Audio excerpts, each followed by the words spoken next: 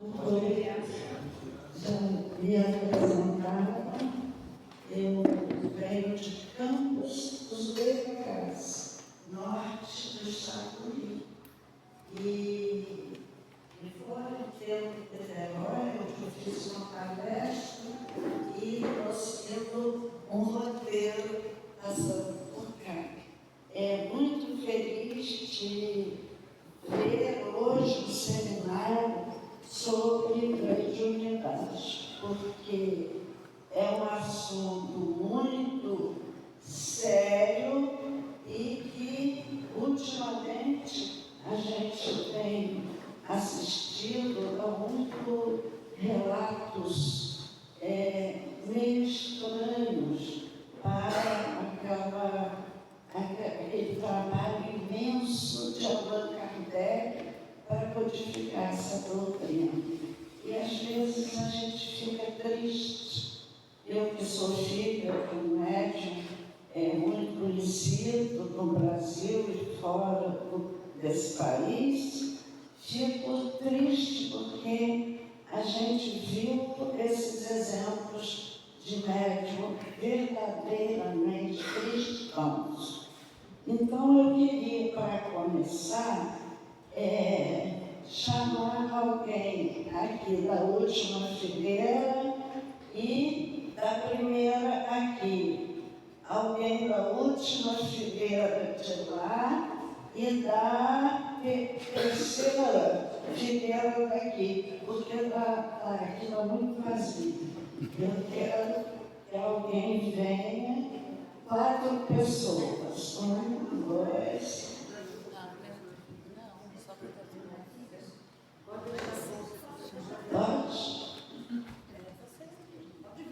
Eu queria que viesse aqui na frente.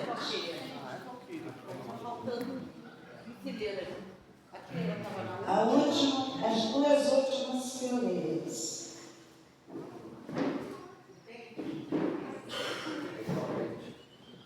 Pode vir.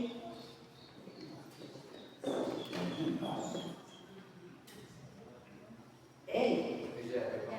Olha! Está pensando que vai descansar? Você foi trabalho. Vou trabalhar muito. Tira uma, passa adiante. Cada um tira a sua.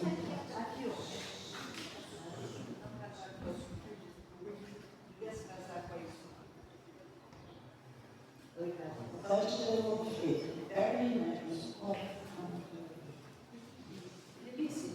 Muito bem. Eu quero agora que cada um leia a sua pergunta e me fale o que sabe sobre isso.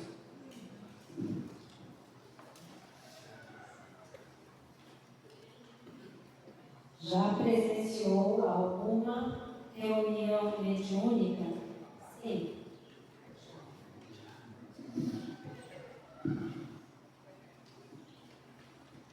Tem alguns fatos mediúnicos em seu lar? Nunca teve lembrança, nada que aconteceu. Nem intuição da mãe, nada. Como define mediunidade? Amor.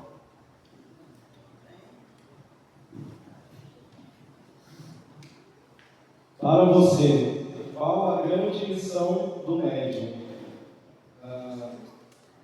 Pelo pouco que eu conheço, eu acredito que também deva ser levar a mensagem, transmitir uma mensagem. Transmitir uma mensagem. Uma mensagem, né? Qualquer mensagem. Não qualquer mensagem. Não, tá. Uma mensagem de amor, de luz, de paz, de caridade. E isso sempre acontece para vocês todos? Sim. A mensagem só que tem sido útil para mensagens do bem e do amor? Não. Aí é a dor que eu sinto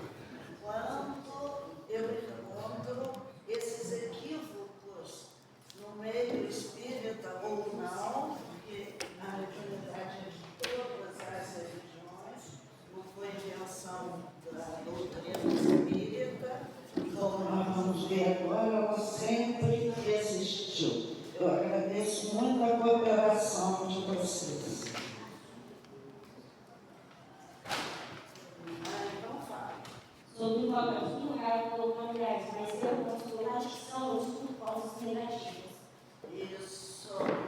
Isso é importantíssimo. Você dizer isso para todos nós. Nós vamos falar disso. Quem que entende de computador aqui para aumentar essa tela? Nós não conseguimos aumentar muito. Deixa eu puxar aqui. Olha, o máximo que chega. Aqui, ó.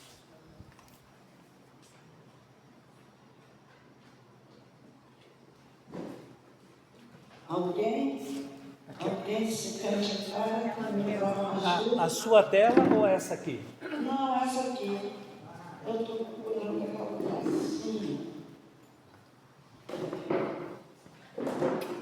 Isso está aparecendo agora.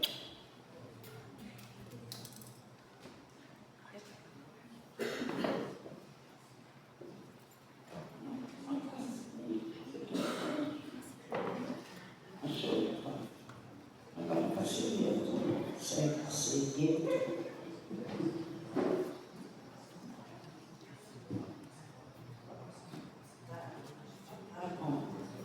Então, nós já ouvimos falar um pouco de mediunidade pelos que aqui estavam, principalmente o depoimento do nosso Jefferson, o depoimento do nosso amigo Jefferson e a Rose, e da Rose. Muito importante o que Rose nos trouxe hoje da sua própria experiência.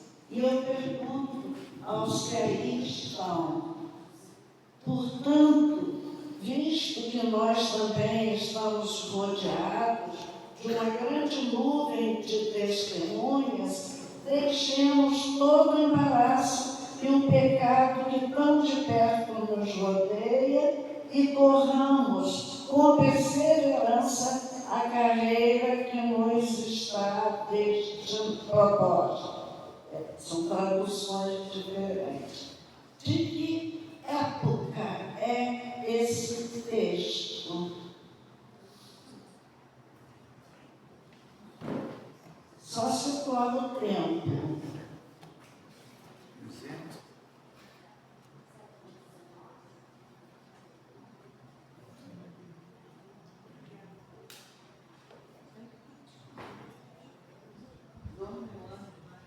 Esse texto que diz que nós estamos sempre cercados por uma nuvem de testemunho.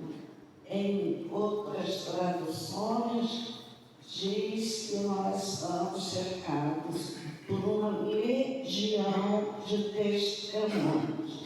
Uma legião no Império Romano era composta por 1000 soldados. Uma centúria, que havia os centuriões, era composta por 100 soldados. E uma legião por 1000 soldados. O que significa dizer que nós estamos sempre cercados por uma legião ou uma nuvem de testemunhas. A nuvem é algo assim que se dispersa, é alguma coisa que passa. E assim nós sempre estamos passando por muitas nuvens de testemunhas todo o tempo que a gente está aqui, depois que a gente passa dessa vida. Esse texto é uma carta de Paulo aos Hebreus.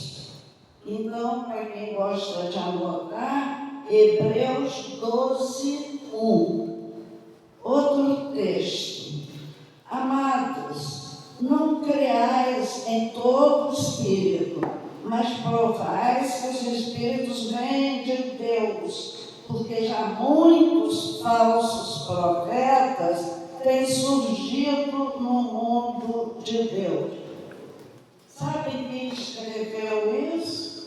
Alguém que identifica esse versículo foi João, a primeira epístola de João, o discípulo mais novinho de Jesus. Então, na primeira epístola de João, 4, de 1 a 4. Agora a outra. Essa todo mundo vai saber. Influem os espíritos em nossos pensamentos ou atos? Vamos ler em conjunto? Muito mais, todos. Muito mais do que imaginais. Influem a tal ponto que de ordinário são eles quem vos dirigem. Viram a importância disso? Quase sempre são eles que nos dirigem, para o bem ou para o mal. Para fazer uma viagem, na última hora, um filho adoece gravemente, tem que levar para o hospital, perde o avião. No meio do caminho, o avião cai. É uma influência dos espíritos em nossa vida. Influência, nesse caso, benéfica, né? Agora, a gente não quer sair e os colegas insistem, não, só uma cervejinha. E a gente acaba indo por insistência, para ser educado, para honrar a amizade. Essa influência do bem ou é do mal? É uma influência maléfica. Essa está no livro dos Espíritos.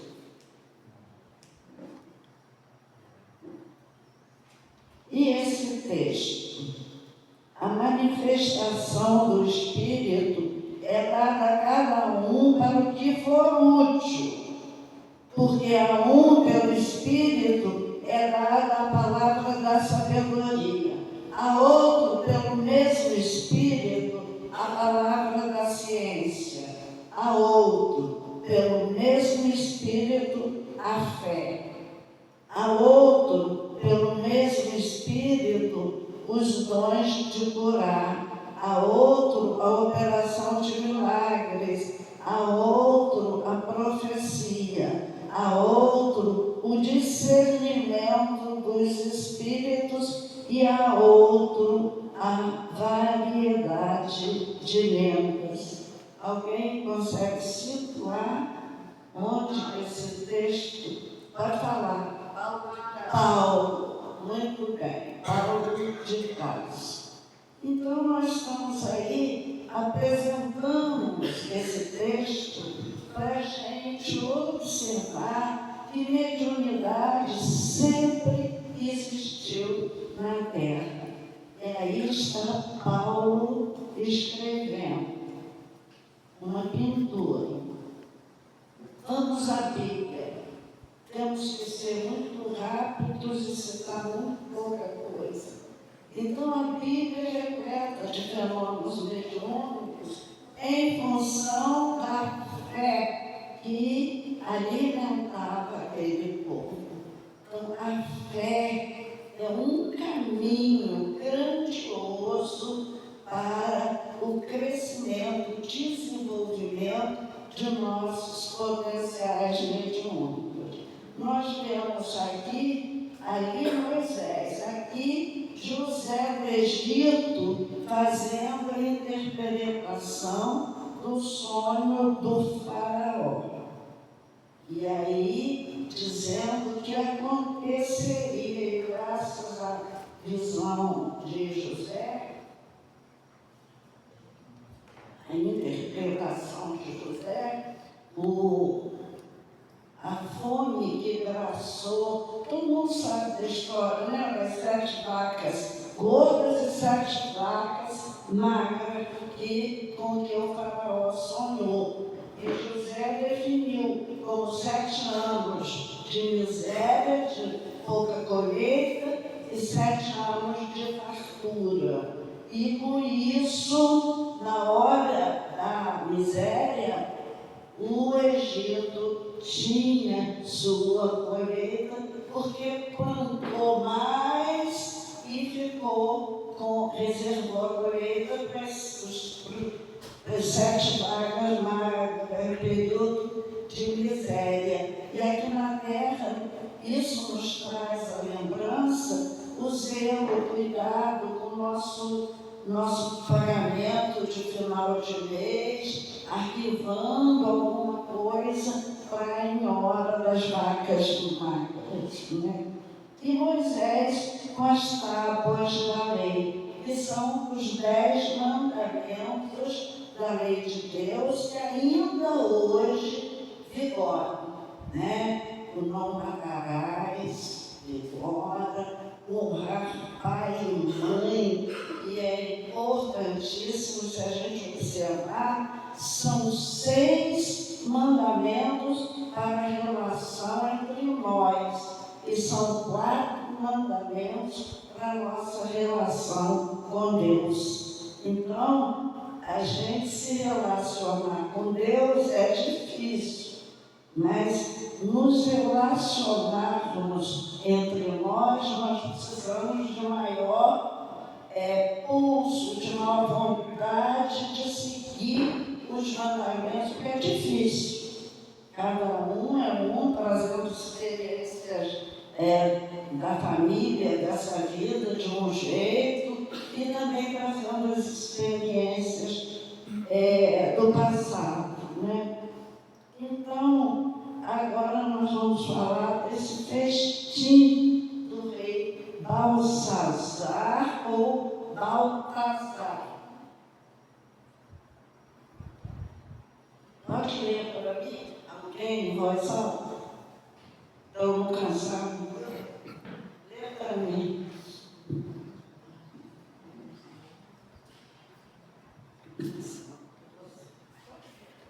Daniel 5, o festim de Baltazar. O rei Baltazar deu um grande banquete a 1000 de seus grandes, e beberam vinhos com suas mulheres e concubinas nas taças sagradas tiradas do templo de Jerusalém por Nabucodonosor, seu pai. Nessa hora, apareceram dedos que escreviam na parede. O sábio, chamado a interpretar, anunciou o fim de seu reinado e ainda a sua morte, o que aconteceu. Sabe identificar esse fenômeno?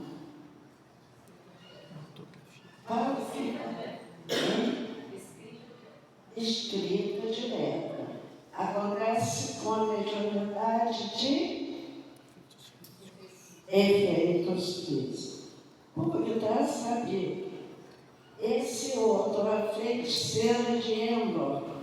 Samuel havia morrido, Saul havia desterrado necromantes e adivinhos, os médiuns. Saul ia guerrear com os filisteus e, vendo a força destes, temeu. Consultou Deus e Deus não lhe respondeu. Manda procurar uma necromante. A feiticeira pergunta: por que me armas um laço à minha vida para me fazeres morrer? Saul promete que nada lhe acontecerá e pede para chamar Samuel, ou seja, evocar Samuel, que já havia morrido. Ao vê-lo, a mulher descobre que ele era o próprio Saul, o rei. Samuel anuncia a derrota de suas tropas para os filisteus e Saul cai morto ali mesmo. Isso foi um outro fato que a Bíblia registra depois que proibiram a mediunidade.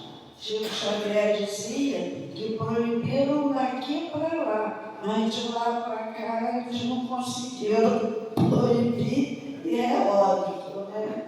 Então são fatos bíblicos. Agora no Evangelho,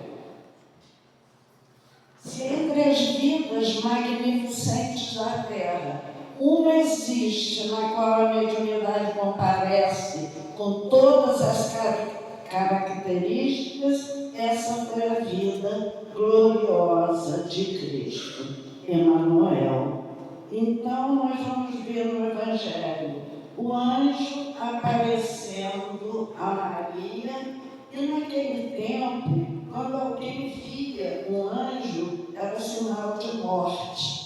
Então, quando o anjo diz a Maria, não temas, era justamente para acalmá-la ante essa crendice popular da época.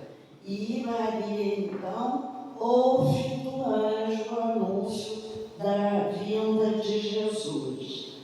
Maria, não temas, porque achaste graça diante de Deus. E essa outra cena, que eu acho um momento divino dos anúncios, das preocupações dos céus com a terra. Foi a hora em que Maria soube pelo anjo que Isabel estava grávida e fica preocupada com a prima. Ela, que também estava grávida, vai socorrer a prima Isabel. E eu creio que esse abraço diz que a criança pulou no ventre. O que era isso? Era a emoção de duas das mulheres mais evoluídas que estavam na terra naquela hora e dos dois espíritos que também se abraçam, João Batista e Jesus. Então é uma hora divina e marcante para a mudança das concepções erradas nesse planeta.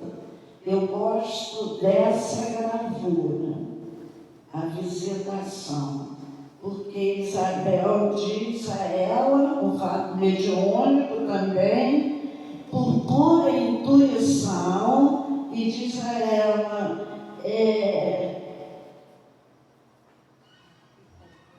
vem da felicidade dela pela visita da mãe do meu Senhor. Então, como Isabel podia saber que aquele que Maria esperava era realmente o Messias, né? E vamos seguir.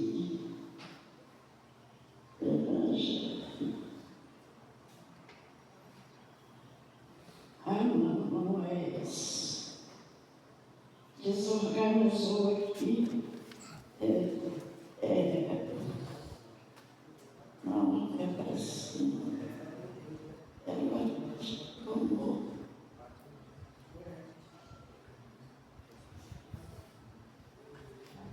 Vou precisar de ajuda o tempo todo. É esse mesmo. Então, no Evangelho, agora vamos ver a mediunidade no tempo de Jesus. Jesus chega à terra dos Gadarenos e logo lhe vem ao encontro um homem possesso de demônios que não se vestia e vivia nos sepulcros. É a gravura que nós estamos vendo. E eu acho muito interessante essa cura que Jesus fez, porque esse obsediado, depois de liberto, quis ficar perto de Jesus. Não queria voltar mais para casa. Eu trabalhei em um hospital de doentes mentais. Eu sei que deixam os doentes lá e vão embora e nunca mais aparecem. E sei que em casa eles são tratados por apelido, doidinho, maluco. E aí ele sofria isso tudo com a família. E ele aí quer ficar no aconchego de Jesus. Mas o que Jesus disse a ele nos serve hoje. Vai para a tua casa e para os teus, e veja quão grandes coisas o Senhor te fez. Mostrar aos de casa que Ele estava curado, transformado. Isso é o que nós devemos fazer. No lar, pelos nossos exemplos, mudar a mente das pessoas, o pensamento a nosso respeito. Aqui, achava-se na sinagoga um homem possesso de um espírito de demônio imundo e bradou: que temos nós contigo, Jesus de Nazaré? Vieste para perder-nos. Bem sei quem és, o Santo de Deus. Um caso aí de obsessão direta, mas é importantíssimo destacar que o obsediado estava no templo. Isso é importantíssimo. Nós que somos mais facilmente influenciados, todos nós somos. Não tem ninguém que esteja imune a uma influência espiritual negativa. Nós todos. Era aquele caso de Pedro. No capítulo de Mateus, Jesus diz a ele: Simão, tu és pedra, e sobre ti erguerei minha igreja. E logo no mesmo capítulo, mais no fim, Jesus diz a Pedro: afasta de mim, Satanás, porque não cogitas das coisas dos céus, mas das coisas da terra. Quando Jesus fala do sacrifício, porque ele iria passar. Sacrifício é coisa dos céus. Doar nossas horas a um trabalho é coisa dos céus. Então, diz Emmanuel, Jesus veio à Terra, muitos espíritos adoecidos começaram a influenciar, e houve naquela época uma obsessão coletiva. Sabem bem o que é uma obsessão coletiva? Kardec relata um caso difícil mesmo, numa cidadela, e que todas as pessoas ficaram obsediadas e foram embora, saíram pelos caminhos. Esse relato está na Revista Espírita. Então, observar se hoje nós não estamos vivendo uma obsessão coletiva. Porque naquela época era uma hora de mudança da humanidade com Jesus para o amor. Foi o início. E agora nós estamos vivendo outra etapa de mudança.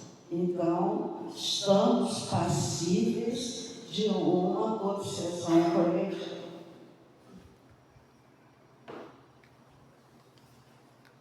Mediunidade, isso é só para ler. Todos já leram? Então vamos. Aí é muito interessante. É o dia de Pentecostes.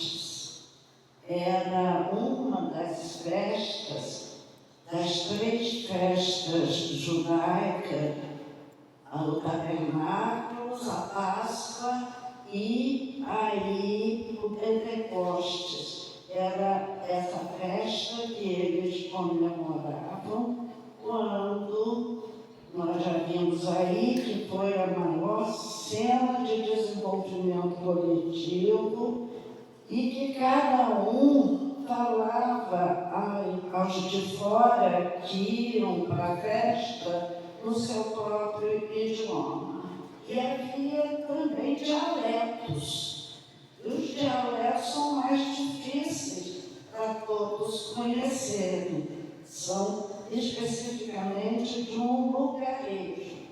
Mas os discípulos falaram na língua de todos. Vamos ver a continuidade.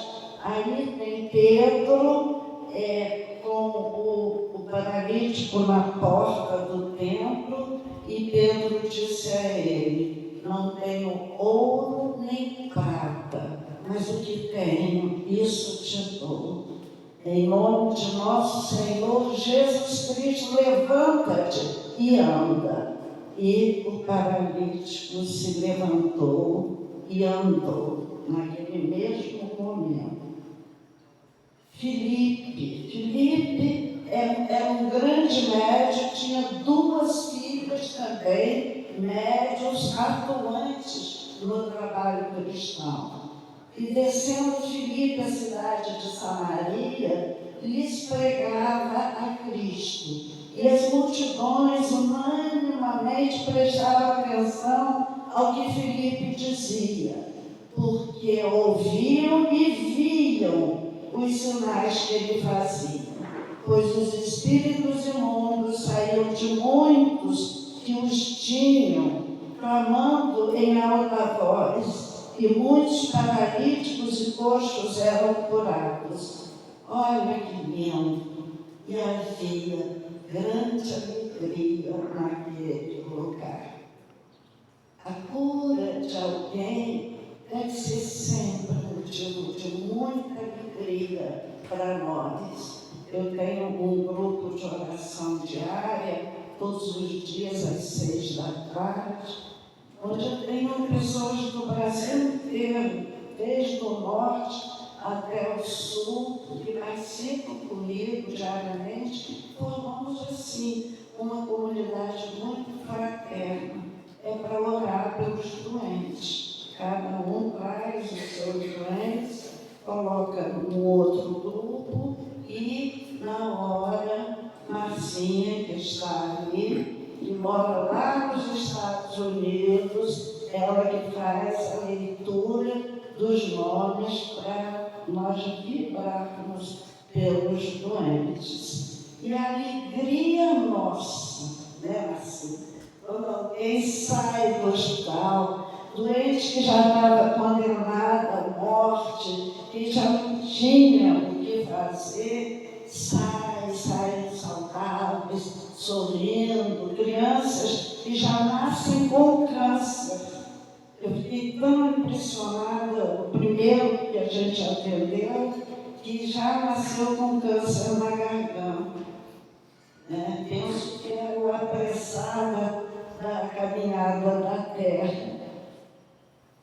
Mas na frente, Paulo, ele estava sempre a ouvir e ver Estevão, Abigail e o próprio Cristo a lhe orientar as tarefas. As pessoas arrancavam os aventais de Paulo para passar nos leprosos, e os leprosos ficavam curados. Nesse caso, era a energia pura, balsâmica, que Paulo trazia e que impregnava sua roupa. Como é que nesse momento, o que nós estamos recordando já está impregnando essas paredes. A gente deixa a marca de nossos pensamentos por onde a gente anda. Então, no terremoto do cárcere, que houve um terremoto que atingiu só a cadeia, e as algemas se quebraram, e o carcereiro ficou apavorado, porque se eles fugissem, o carcereiro seria morto. Então, Paulo convocou a todos, não deixou ninguém fugir, e esse carcereiro se converteu ao cristianismo, e sua casa virou mais um templo onde Paulo fazia as suas reuniões. Pedro, na ressurreição de Dorcas, Dorcas era uma costureira que ajudava aos discípulos de Jesus, costurando para os pobres. E Pedro chega de viagem e encontra Dorcas morta. Então, Pedro, fazendo sair a todos, tirou os pensamentos que fossem negativos àquele trabalho. Como Jesus, quando foi curar a menina, filha de Jairo, só deixa na sala Pedro, João e Tiago, que eram médios também de efeitos físicos e que eram da extrema confiança de Jesus. Então, quando eu saio para dar passe em doente, não é toda gente que quer ajudar que pode ajudar. A gente tem que ter uma seleção de pessoas que estão em pensamento leve, suave, orem bastante. Aí em Atos, aqui, mas Pedro fazendo sair a todos caleram, né? Então vamos. E eis que sobreveio o anjo e resplandeceu uma luz na prisão. E tocando a Pedro na ilharga, é isso aqui, ó, bateu aqui. O despertou dizendo: levanta-te depressa. E caíram-lhe das mãos as cadeias. E disse o anjo: cinge-te. Colocar aquela roupa que eles usavam amarrada na cintura. E caíram-lhe das mãos as cadeias. E disse-lhe o anjo: cinge-te e ata as tuas alparcas. Era o sapato. E ele assim o fez. Disse-lhe mais: lança às costas a tua capa e segue-me. Ou seja, Pedro foi liberto para continuar produzindo mais no trabalho. E é muito interessante, como lição, que um anjo acompanha Pedro até a porta da cadeia. Dali para lá o problema era dele. Entenderam isso? Nós temos anjos que nos cercam, que nos ajudam. Não há ninguém desamparado. Mas eles vão até o ponto que seja da obrigação e dever deles. Mas nós é que temos que cumprir os nossos deveres. Aí está João, que recebe o Apocalipse num êxtase. Mediunidade dos santos. Cada consciência, à medida que se aperfeiçoa e se santifica, aprimora em si qualidades do Pai Celestial, harmonizando-se gradativamente com a lei. André Luiz. As coisas misteriosas são as camadas de compreensão que se refazem, mas havemos de espiritualizar-nos tanto que as interpretaremos. Nina Rueira, Novo Céu e Nova Terra é o livro. Então, nós temos esses exemplos de mediunidade contínua. A nossa intenção é mostrar, nós íamos começar lá no Egito, mas nem começou, porque o tempo é muito curto, né? Santa Clara de Montefalco. Clara teve conhecimento do estado espiritual de sua irmã Joana 3 dias após a sua morte. O espírito de uma freira, a irmã Andriola, apareceu-lhe também, agradecendo-lhe os cuidados e as orações carinhosas que Clara lhe dedicara. Nos capítulos era uma sala especial onde se reunia às sextas-feiras para uma análise do andamento do trabalho daquele mosteiro, daquele convento. Nos capítulos das sextas-feiras, Clara, muitas vezes, teve conhecimento do estado espiritual de várias pessoas, inclusive freiras e benfeitoras do convento que desencarnavam. É um livro maravilhoso, Mediunidade dos Santos. Santa Joana d'Arc, quando eu falo nela. Santa Joana d'Arc, a humanidade recebeu um importante médium que, através de sua ação espiritual, interferiu de forma decisiva na nossa história universal.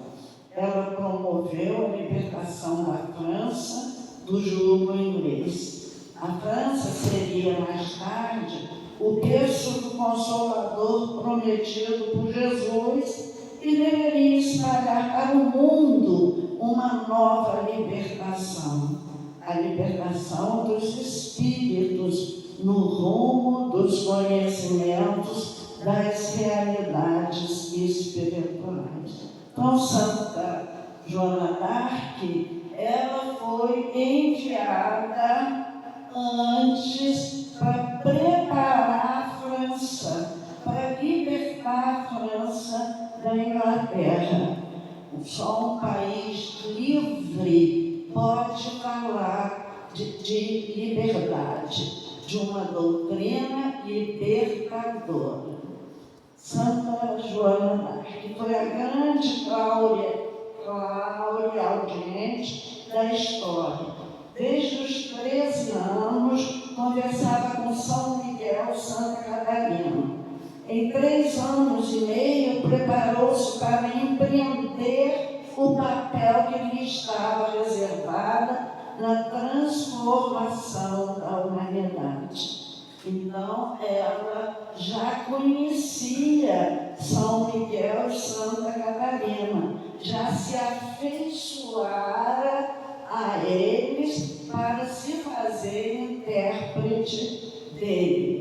Chico Xavier levou 700 dias se harmonizando com André Luiz para poder receber a obra toda de André Luiz. A jovenzinha Joana d'Arc, resgatada da sua dívida com a própria consciência, era a reencarnação de Judas, facilitando desta vez a propagação das lições de Jesus, ampliada agora pela filosofia, pela ciência e pela religião, que formam o seu tríplice aspecto. Aguardou por 5 anos o julgamento e expirou entre as chamas, clamando: Jesus. Importante isso. Chico Xavier dizia que a simples pronúncia do nome Jesus enche de luz o ambiente. Então, quando a gente estiver em ambiente conturbado, ou sentir a voz que o rapazinho falou aqui para nós, das trevas, vamos falar o nome de Jesus. Jesus, Jesus. Quando eu perdi minha filha, eu perdi 2 filhos em 2 tempos diferentes de desastre. E quando eu perdi minha filha, e as amigas médicas me levavam muitos antidepressivos, e eu confesso que eu fui tratada a vida toda pela espiritualidade e só com homeopatia, tinha muito medo, como tenho até hoje, de qualquer tranquilizante, qualquer remédio que possa me tirar do prumo certo. Então, eu entrava no chuveiro, tinha dias que eu tomava 12 banhos por dia, porque eu descobri, por minhas próprias ações, que a água era uma fonte de libertação daquela depressão. Aí eu aprendi a tomar banho falando Jesus, Jesus, Jesus, nas mais diferentes entonações, de súplica, de socorro. Cada hora eu falava um Jesus ou cantava hinos debaixo do chuveiro. E foi assim que eu me libertei. A água já vinha fluidificada sobre mim. Banho é uma coisa séria, a água deve ser muito respeitada, porque tem um poder que nós humanos ainda desconhecemos. Santa Teresa d'Ávila, que viu Jesus com os olhos da alma mais claramente do que eu poderia ver com os olhos do corpo. Dom Bosco fazia profecias, todas foram cumpridas. São Pedro de Alcântara e São Bento levitavam. Santa Brígida era clarividente e psicógrafa. É sabido que reencarnou no Brasil como o psicógrafo Chico Xavier. A mediunidade não se desenvolve de repente. Para chegar onde nós estamos, nós já estamos há séculos num trabalho de desenvolvimento dessas potencialidades que repousam no plano do lobo frontal e que espera para se desenvolver dos nossos esforços no bem. São João Batista de Vianney, o cura d'Ars, grande clarividente e homem santo.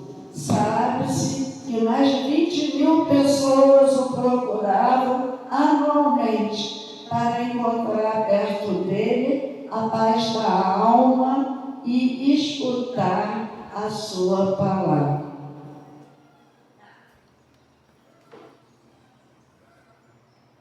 Vamos embora. Precursores da terceira revelação. São muitos médiuns sofreram para a gente estar aqui hoje falando sobre tudo isso, aprendendo tudo isso. O primeiro, quer dizer, de grandes potencialidades, era o Swedenborg. Ele convivia naturalmente com as duas dimensões de vida e descrevia a cidade dos mortos. Vida social, música, arquitetura, artesanato, jardins, escolas, museus, etc. Além de descrever as dificuldades e alegrias de seus moradores. Isso tudo que André Luiz veio nos revelar já estava lá em 1747, revelado por esse médium. Viu o que acontecia a léguas de distância, expelia ectoplasma acordado, conversava com naturalidade com os mortos e é considerado o pai do novo conhecimento dos fenômenos supranoturnos. Aqui nem vou falar muito, porque é um seminário espírita, toda a gente deve conhecer os fenômenos de Heidesville, que aconteceram em 1848, com duas meninas adolescentes ou pré-adolescentes que ouviam as batidas e criaram um código para conversar com aquele espírito. E era o espírito mascate que se hospedou naquela casa e foi roubado e assassinado ali. E elas desvendaram tudo isso. Aí, Cadesville era um subúrbio de Nova York. E aí tem esse dogma escrito: aqui nasceu o moderno espiritualismo. Eusapia Paladino, gosto muito dela, porque ela era uma dona de casa da Itália, de Nápoles, e analfabeta. Foi a primeira mulher, médium de efeitos físicos, a ser submetida às experiências pelos cientistas da época, que, aliás, se tornaram espíritas a partir disso. César Lombroso, Alexandre Kasakov, Charles Richer e muitos outros. Essa eu gosto muito dela, porque eu li um livro sobre ela nos meus 14, 15 anos e fiquei encantada, porque ela aprendeu a fazer tricô com o espírito. E aquilo me chamou tanto, eu estava começando a desabrochar mediúnico, vendo muito espírito e com muita perseguição, e dali eu deduzi, tem muita gente boa que ensina até tricô no médium e que pode vir me ajudar. Então, ela era inglesa e desenhava no escuro o retrato dos espíritos, lia cartas fechadas e no escuro, escrevia em idiomas que desconhecia, respondia a perguntas de qualquer tema em vários idiomas. Através dela, a moça Iolanda se materializava e convivia com os vivos. Madame de Espérance, grande médium, a gratidão de todos nós que estamos aqui hoje, a todos esses médiums.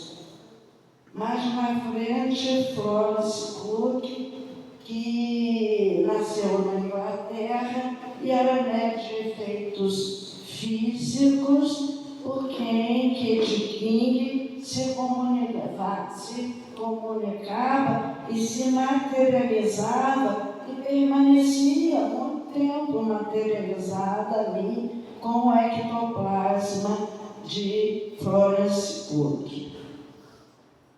Bem, chegamos a ele, que deu tempo de eu terminar. Kardec e a mediunidade. E eu vos enviarei outro Consolador que há de ficar para sempre convosco. Alguém vive eternamente? Fica para sempre aqui na Terra? Não. Então, ficaria conosco através dessa mediunidade. Morre um grande médium, nascem outros, morrem aqueles, como nós estamos vendo aqui na história da mediunidade pelo mundo, que muitos morreram e outros médiuns vieram. Filipe deixou suas 2 filhas como médiuns de grandes potencialidades. O Espiritismo nasce da mediunidade. Eu tenho, assim, uma certa reserva quando alguém me diz assim: não, eu não gosto da mediunidade, eu quero só o Evangelho. E aí? O que a gente sabe hoje veio através de médiuns e médiuns crianças, adolescentes. O Espiritismo nasce dela e, graças a ela, a verdade de Jesus alcança a humanidade, espalhando luz e reconforto aos homens em época de difícil e sofrida mudança. 2 médiuns adolescentes ainda serviram ao trabalho da codificação, Julie e Caroline.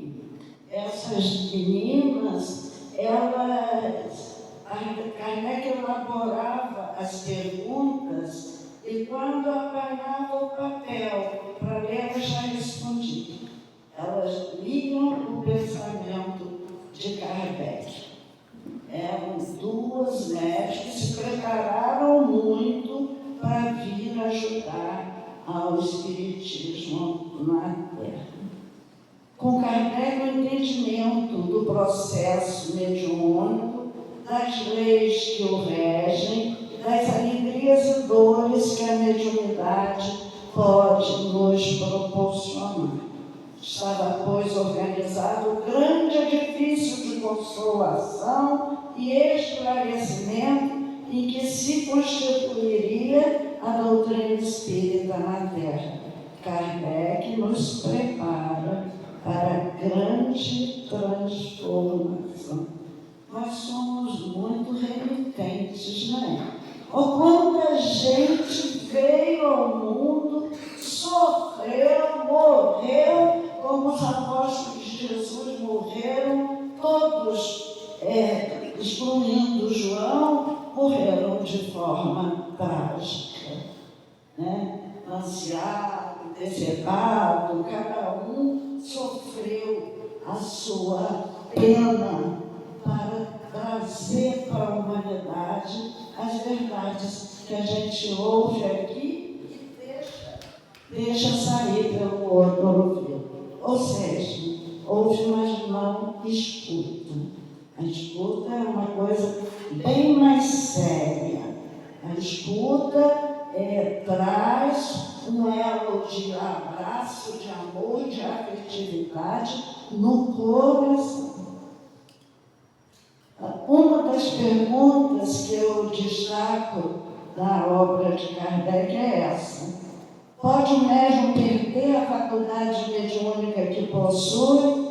Isso frequentemente acontece. Triste isso.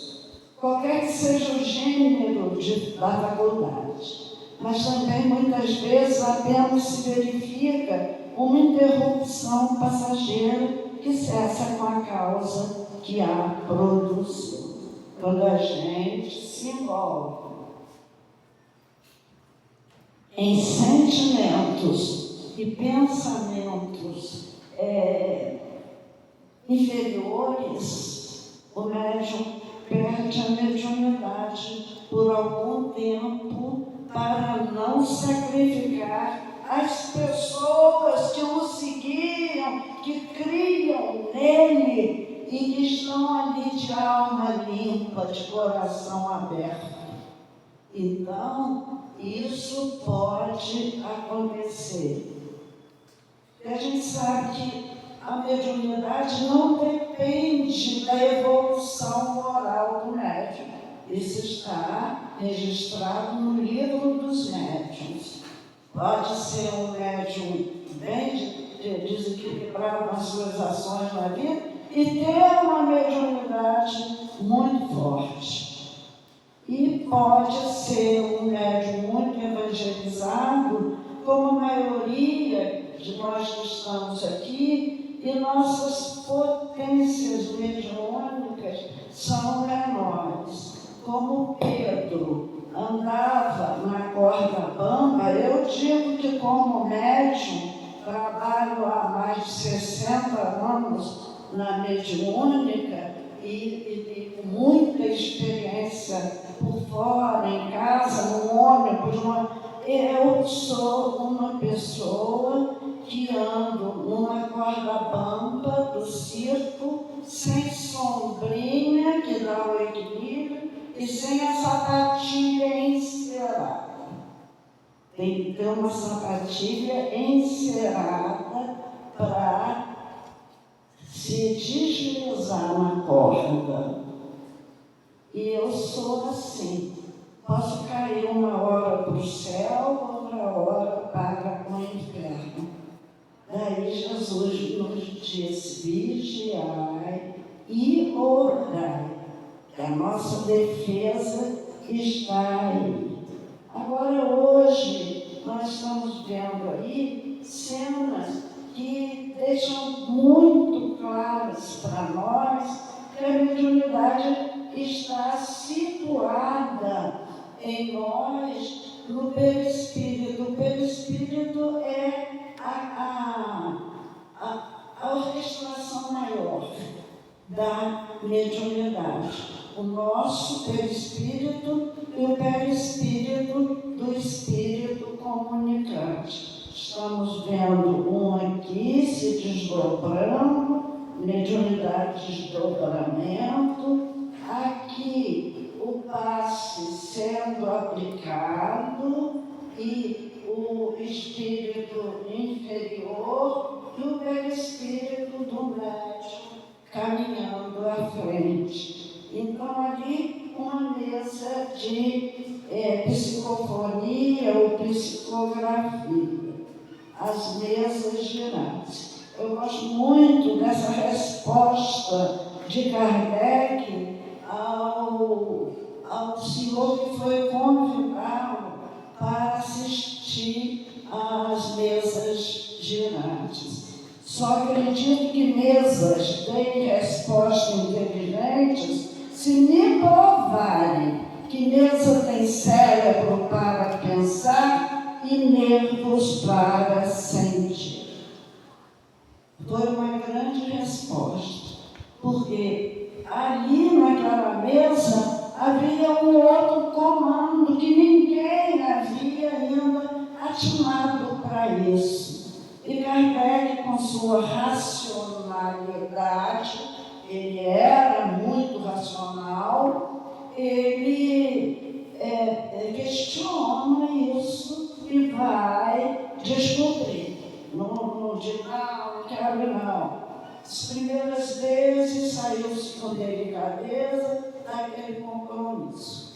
Parou, pensou, agora eu quero ver o que é isso.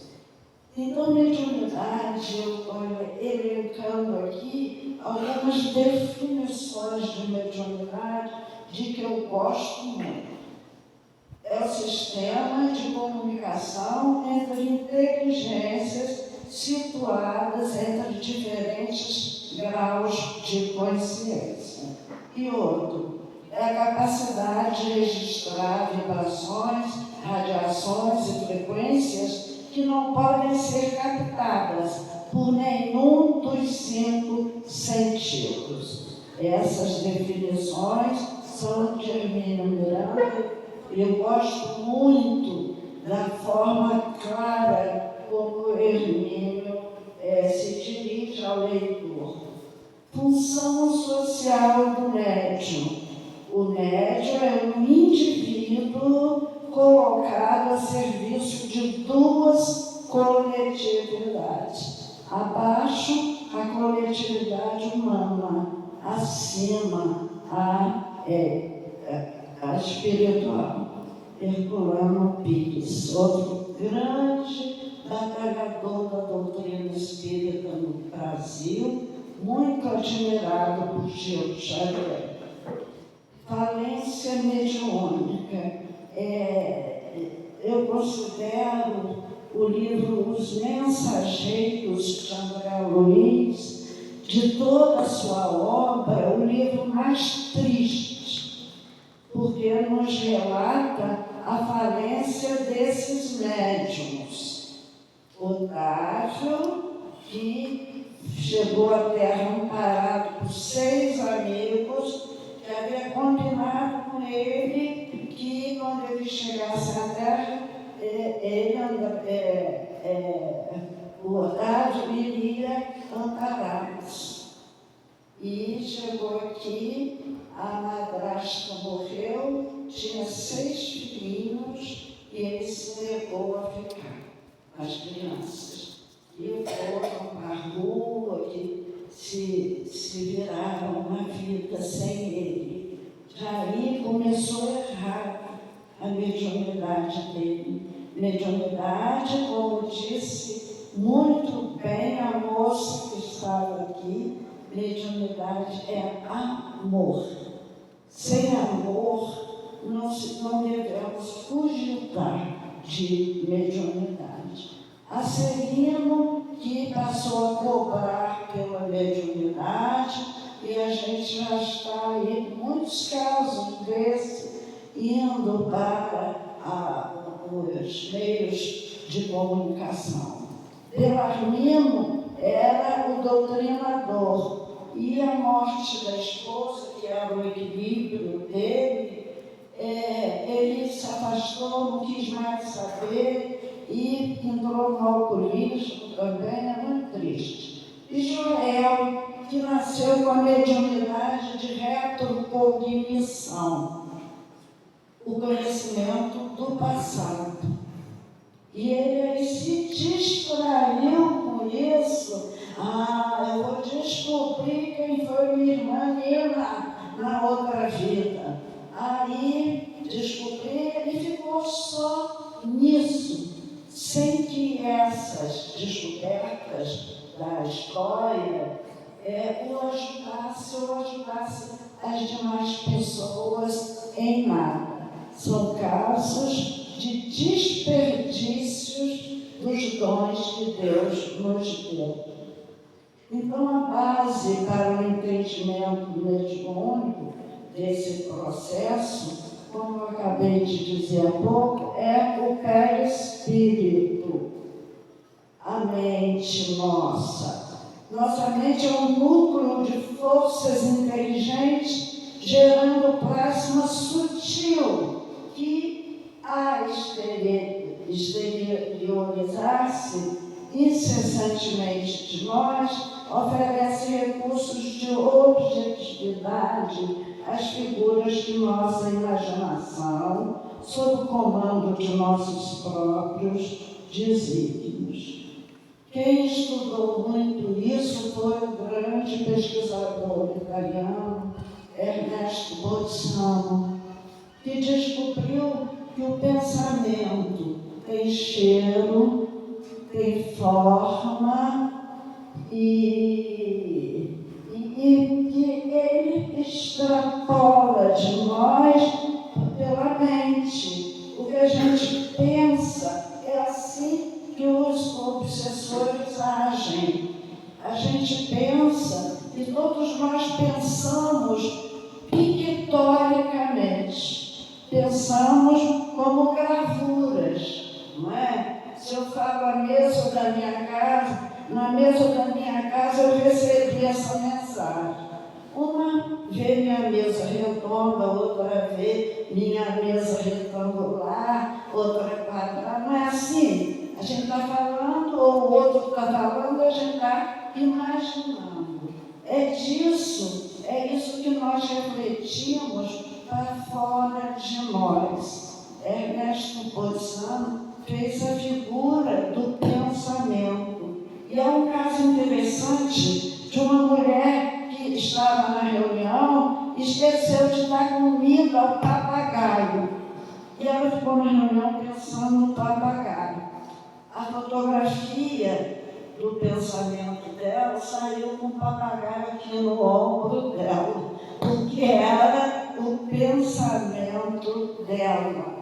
Outra vai esperar alguém na estação, está tirando o retrato, e ela pensava com ela, eu devia estar aqui com aquela blusa que eu gosto, que é mais nova. Como a gente faz, né? Quando vai se apresentar numa foto, tem que estar porta em saia boa. E aí ela na foto aparece com essa roupa.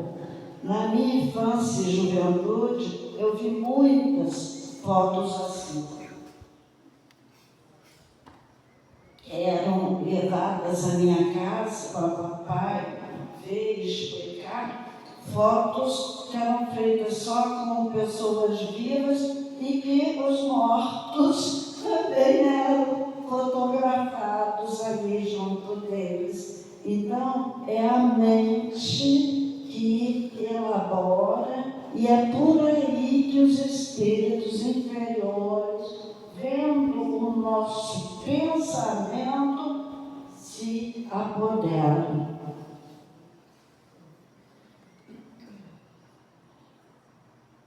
O próximo já está aí.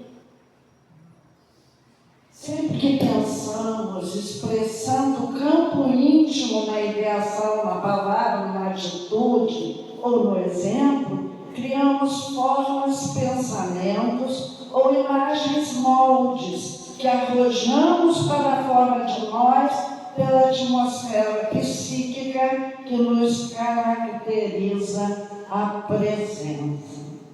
Você já viu alguém chegar no trabalho mal-humorado? Já presenciaram uma colega ou um colega chegar de mau humor, brigou na rua, discutiu no trânsito, aí chega bufando. Aquela energia ele trouxe para dentro do trabalho. E chegar outro colega, alegre, feliz, sempre agradecendo a vida, sempre achando a vida boa, o céu azul. O que a gente sente quando essa pessoa chega? É só observar. É só observar. Se quiserem perceber bem a ambiência que os homens deixam no ambiente onde eles estão, é só sair de um pré-escolar, onde crianças pequenas brincam, correm inocentemente, e dali direto visitar uma cadeia. Vocês vão sentir a diferença na própria pele dos dois ambientes. Então, a mediunidade é isso. É essa vigilância com os nossos pensamentos, porque nós estamos nos mostrando por onde nós passamos. Ao nos ligarmos ao modo de ser e sentir de outras consciências, somos sempre hipnotizadores ou hipnotizados. Pois, como nos diz Emmanuel no livro Pensamento e Vida, vivemos em regime de interdependência e repercussão. Podem ler, esse livro é magnífico. Pensamento e Vida. Nós somos interdependentes. Nós assimilamos a energia de um ambiente. Eu tenho na minha casa uma sala, salão maior, que é só de oração. Ali só se entra para orar. Porque é isso de um relato da Índia. Eles têm um quarto de oração. Quando eles estão bem, depositam ali as boas energias deles mesmo. E quando estão mal, eles voltam para ali para buscar essas energias do tempo que eles estavam bem. Aí eu fiz essa sala. E toda gente que entra lá, às vezes vai me pedir um passe, sente a vibração dessa sala. Uma vez uma senhora, assim, daquelas muito livres e brigonas, teve um câncer e bateu na minha casa para me pedir um passe. E eu ali levei para a sala, dei passe. Quando eu acabei, eu bati, né? Querida, já acabou. Deixa eu ficar aqui mais um pouquinho. Há muito tempo que eu não sentia essa paz. Quer dizer, é a energia, não é minha, dos meus amigos que oram comigo lá todos os dias e 3 vezes por semana em reuniões específicas.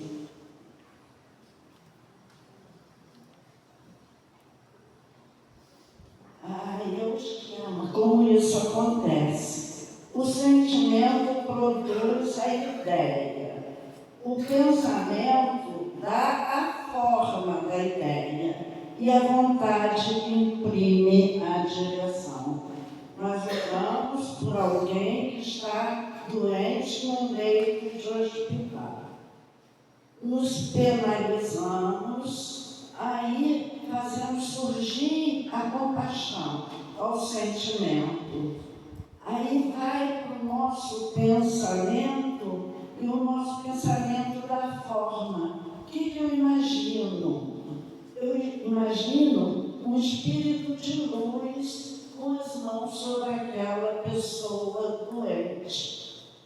E aí, essa forma, nós vamos colocar para fora. E a nossa vontade de socorrer é que vai levar essa ideia lá para o paciente. Então, uma prece, onde quer que seja, onde quer que a gente esteja, eu costumo orar quando eu vejo um acidente, eu costumo orar quando vejo espíritos mortos ficarem ainda na calçada da rua. Eu oro para os que estão ali atropelados, né? Eu paro e oro. Eu vou andando, dirigindo e orando, pedindo a Jesus um amparo para aquela criatura. No que se refere à mediunidade, eu adoro esse pensamento de André Luiz. O espelho enterrado na lama não reflete a luz do sol. E esse é perigoso possuir sem saber usar. E é isso que a gente está vendo em muitos casos que chegam à grande imprensa de médiuns que possuíram sem saberem usar. Toda ideia opera fermentações mentais. A ideia, fala para a gente, dá uma ideia e aquilo cresce. Se a ideia é boa, vai crescer bem no bem e no bem. Se a ideia é ruim, ela vai crescer, infelizmente, para baixo. Vou pedir outra água, quem puder me trazer.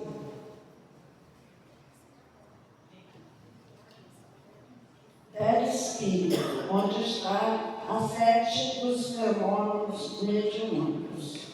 O perispírito, por suas condições, pois já se trata de uma estrutura de natureza mais próxima da matéria, é fator de contato e comunicação entre os dois mundos, espiritual e físico. Assim, se quase sempre o processo mediúnico ocorre substancialmente, mente a mente, o perispírito é um instrumento tanto do comunicante como do médium. Tal aproximação mediúnica requer, primeiro, contato e ligação entre os espíritos. Isso que nós falamos sobre Joana d'Arc e sobre Chico Xavier e André Luiz. 700 dias convivendo com André Luiz no dia a dia para harmonizarem os seus pensamentos. Agora, é importante isso. O fenômeno mediúnico acontece graças às prioridades do perispírito. O primeiro é irradiação ou expansão. Não dá preço, expande por onde ele esteja. Daí a sensação boa quando entra um espírito de luz na nossa sala. A penetrabilidade passa pelas paredes. Não há obstáculo para um espírito estar numa sala. Plasticidade é o que dá a forma. Certa vez eu estava sofrendo muito, chorando na minha cama, e entra meu pai. A forma era do meu pai. Mas quando eu senti, a comunicação vai pela vibração. e não pela forma com que o Espírito nos aparece. Eu expulsei o Espírito do meu pai na mesma hora. Vai-te daqui, saia daqui, você não é meu pai. Aí ele apareceu e deu aquela gargalhada para mim. Então, a plasticidade é que o Espírito pode tomar a forma que ele quiser. E a absolução, essa é muito importante, porque aquelas criaturas mais afeitas a álcool, que bebem muito constantemente, ou a qualquer espécie de droga que há por aí, essas pessoas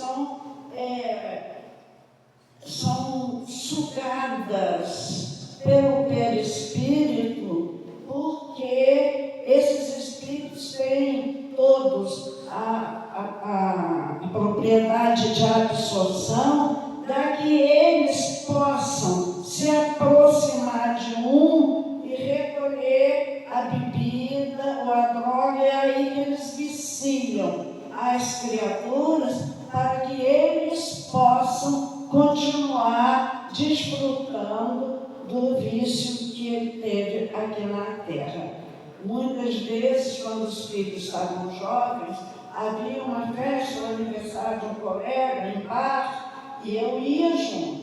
Eu ia, os jovens, eles nunca se incomodaram, e eu ia, porque muitos jovens, mamãe comigo, levar a mamãe, né? Não, meus filhos iam comigo na maior alegria. E eu via pendurados aqui, algumas pessoas que lá estavam, jovens, certas garras, como que enterradas aqui nos ombros das criaturas. Isso também me ajudou muito, porque eu vivo em muitos meios ao mesmo tempo. Eu não sou aquela criatura de ficar selecionando muito. Eu sempre trabalhei com pessoas que a sociedade discrimina. Desde meus 20 anos que eu estou nessa luta, nesse trabalho, e muito tenho aprendido com aqueles a quem eu me dedico. Daí a figura de uma reunião de desobsessão, o espírito é amigo do médium, que fica ali, o espírito do médium, e no outro lugar o espírito sofredor, que fica atrás enviando pensamento. E o médium vai registrando, falando ou escrevendo o que ele está ouvindo. Aí é uma reunião e o espírito protetor nosso também fica aí do lado. Então, quem são os médiuns? É todo aquele que sente num grau qualquer influência dos espíritos. Pode-se, pois, dizer que todos são mais ou menos médiuns. Todavia, usualmente, assim só se qualificam aqueles em quem a faculdade mediúnica se mostra bem caracterizada e se traduz por efeitos patentes, de certa intensidade, e que então depende de uma organização do corpo, né, mais ou menos sensitivos, livro dos médios. Eu vou então encerrar, vou pular muitos quadros, porque chegou a hora, e quero encerrar com essas gravuras.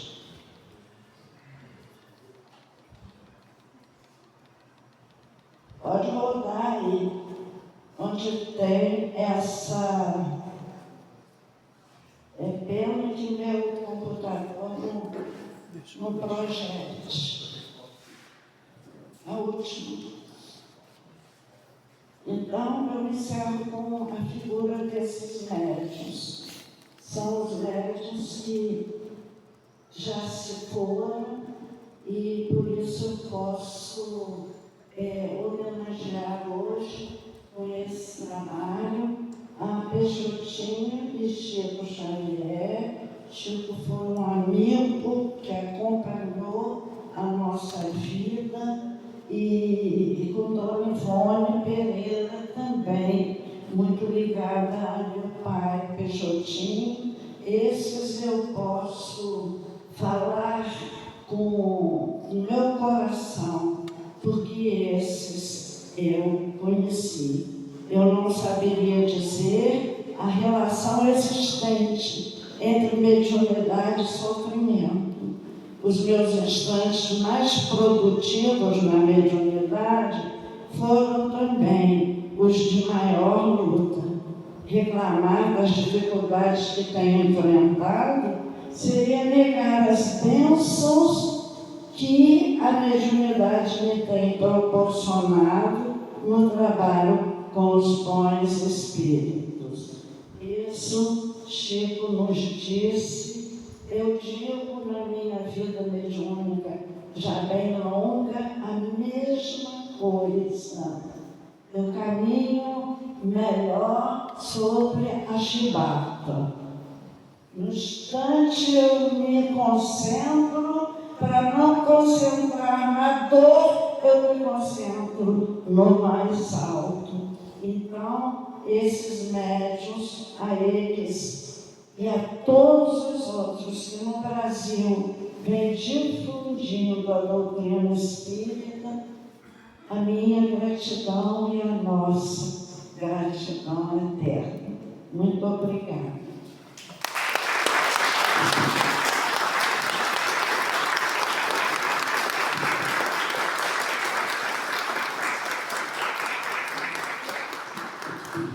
Aqui teremos 15 minutos para um tea break. Isso. Não é coffee break, é tea break.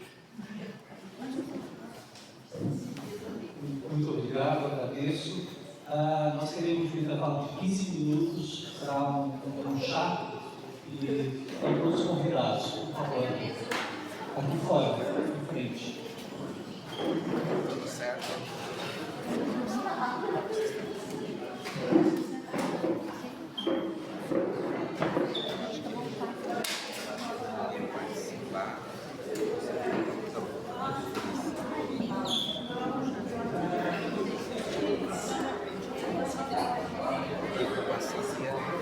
Ela não quis usar.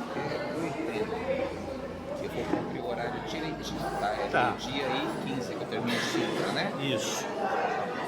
Pra gente não atrasar o almoço. Você foi comer? Ponho. Isso. Pronto.